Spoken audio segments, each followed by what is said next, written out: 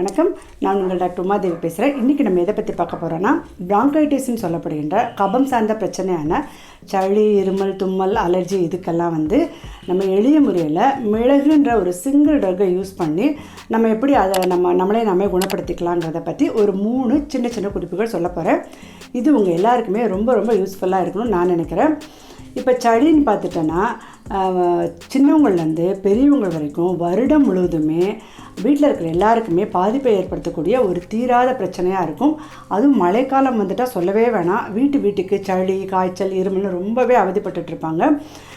ஆசை ஏதாவது ஸ்வீட் சாப்பிட்டோம், இல்லைன்னா இந்த ஐஸ்கிரீம் சாப்பிட்டோம், இல்லை இந்த பால் சாப்பிட்டோம், இந்த மாதிரி ஏதாவது சின்ன பழங்கள் சாப்பிட்டோம், இல்லை லேசாக மழை தூரில் நனைஞ்சிட்டா கூட அவங்களுக்கு சளினால் அவதிப்படுவாங்க. இதுக்கு ரொம்ப ரொம்ப தீர்வாக இருக்க போகிறது இந்த மிளகு. இந்த மிளகை கருப்பு தங்கம்னு சொல்லுவாங்க. இது இந்தியாவுடைய பணப்பெயர்னு கூட சொல்லுவாங்க. நிறைய நாடுகளில் இங்கேருந்து எக்ஸ்போர்ட் கூட ஆகுது. அவ்வளவு இந்த மிளகை நம்ம இந்தியாவில் உணவுகள்லையும் சரி, மருந்துகள்லையும் சரி ரொம்பவே உபயோகப்படுத்துவாங்க. இது ரொம்ப ரொம்ப ரொம்ப உபயோகமான ஒன்று. நம்ம வீட்டில் அன்றாடம் பயன்படுத்தக்கூடிய ஒன்று தான். இது உணவாக பயன்படுத்தும் போது இந்த மிளகு நம்ம ரசத்துலேயோ குழம்புலையோ நிறைய விதத்தில் இதை பயன்படுத்தும் போது நம்ம உணவு நல்லா ஜீரணமாகிறதுக்கும், நம்ம உடம்பில் இருக்கிற டாக்ஸின் ரிமூவ் பண்ணுறதுக்கும், நம்ம உடம்பில் இருக்கிற கெட்ட கொழுப்புகளை கரைக்கிறதுக்கும் ரொம்பவே உபயோகமாக இருக்கும். இதை நம்ம எப்படி இந்த கப சம்பந்த பிரச்சனைக்கு யூஸ் பண்ணலாம் அப்படிங்கிறத பற்றி இப்போ பார்க்க போகிறோம். முதல் விஷயம் என்னென்னா, இந்த மிளகை எடுத்துட்டு அதை லேசாக வறுத்துக்கணும். லேசாக வறுத்துட்டு அதை கொஞ்சம் காய வச்சு நல்லா பவுட்ரு பண்ணி எடுத்து வச்சுக்கணும். அந்த மிளகு பவுட்ரு ஒரு பங்கு இருந்ததுன்னா, சுமாராக ஒரு 50 கிராம் மிளகு எடுத்துட்டிங்கன்னா அது கூட ஒரு 100 கிராம் பனங்கற்கண்டு எடுத்துக்கணும். இந்த மிளகை லேசாக வறுத்து பொடிச்சு வச்சுக்கணும். இந்த பனங்கற்கண்டையும் பொடிச்சு வச்சுக்கணும். ரெண்டையும் மிக்ஸ் பண்ணி வச்சுட்டு, நம்ம ஆரம்ப கால சளி, லைட்டாக சளி பிடிக்குது, இல்லை தும்மல் வருது, இருமல் வருதுன்னா அதை குழந்தைங்களுக்கு ஒரு சிட்டிகைனா இப்படி ஒரு தடவை எடுக்கிற அளவு ஒரு சிட்டிகை எடுத்து நல்லா துவைச்சி அப்படியே மென்று சாப்பிட்லாம். இல்லைன்னா கொஞ்சம் தேன் கலந்து கொடுத்துக்கலாம். கொஞ்சம் பெரியவங்களாக இருந்தாங்கன்னா ஒரு 2 சிட்டிகை 3 சிட்டிகை எடுத்து தேன் கலந்து அதை சாப்பிட்டுட்டே வரலாம். இல்லை கொஞ்சம் சளி அதிகமாக இருக்குது அப்படின்னா கூட இதை நைட்டு ரொம்ப வறட்டு இருமலாக வருது அப்படின்னா இந்த மிளகு பனங்கற்கண்டு கலவையை பாலில் நல்லா போட்டு கொதிக்க வச்சுட்டு அது கூட மஞ்சத்தூள் போட்டு நல்லா அது கொதித்த உடனே வடிகட்டி அதை நைட்டு படுக்கும்போது குடிச்சிட்டு வரலாம். இன்னொரு முக்கியமான விஷயம் என்னென்னா, கபம் சார்ந்த பிரச்சனை அடிக்கடி இருக்குது, ரொம்ப சளி, இருமல், தும்மல் இருந்துக்கிட்டே இருக்குன்னா அவங்க பாலையும் வாழைப்பழத்தையும் தவிர்க்கிறது ரொம்பவே நல்லது. அப்படி பால் சாப்பிட வேண்டிய கட்டாயம் இருந்ததுன்னா இந்த மிளகு பனங்கற்கண்டு கொஞ்சம் போட்டு மஞ்சத்தூள் போட்டு நல்லா கொதிக்க வச்சு வடிகட்டி கொடுத்துட்டாங்கன்னா அவங்கள உடம்புல இருக்கிற சளியையும் அந்த கோளையும் கரைக்கக்கூடிய தன்மை இதுக்கு நிறையவே இருக்குது. இன்னொரு 3வது விஷயம் என்னென்னு பார்த்தீங்கன்னா, இந்த மிளகை ஒரு பங்கு எடுத்துட்டோன்னா அது கூட கற்பூரவல்லி, ஓமவல்லி இலைன்னு சொல்லிட்டு நிறைய வீடுகளில் வளர்ப்பாங்க.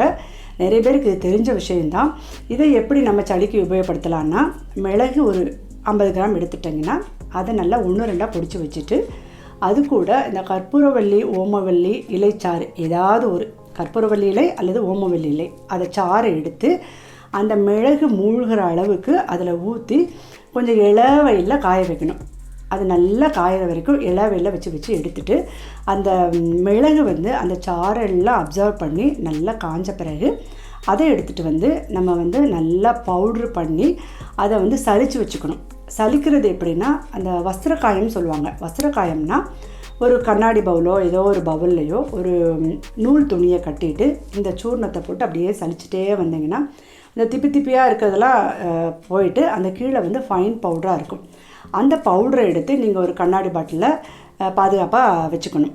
இந்த கலவையை குழந்தைங்களாக இருந்தால் ஒரு சிட்டிகை எடுத்துட்டு நல்ல தேன் கலந்து காலையிலையும் மாலையிலையும் உணவுக்கு முன்னாடி கொடுத்துட்டே வரலாம்.